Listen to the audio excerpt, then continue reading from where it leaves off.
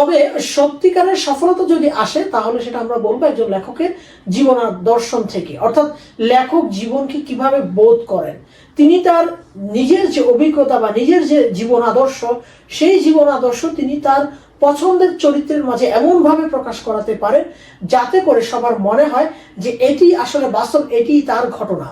তো ছোট গল্প বা উপন্যাসে কাহিনীর ধারা হয়তো ভিন্ন হতে পারে। ছোট গল্পে এবং উপন্যাসের যে বৈপরীত্য এবং পার্থক্য সেটা একটু বলি।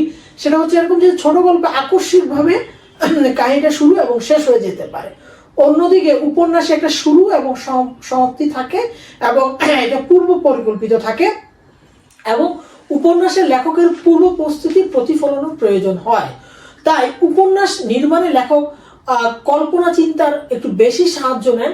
এটা তিনটি মূল উপাদান এটাতে মূলত থাকতে হয় উপন্যাসে। সেটা হচ্ছে এরকম যে একটা বিস্তৃত বাস্তব অভিজ্ঞতার বর্ণনা থাকবে এবং একজন ব্যক্তি বিশেষের যে বৈশিষ্ট্য তার চিত্রায়ন থাকবে, পাশাপাশি লোকগদ্যের মাধ্যমে মানব মনের আবেগ অনুভূতি প্রকাশ থাকবে, অর্থাৎ অভিব্যক্তি প্রকাশ করার সুযোগ থাকবে।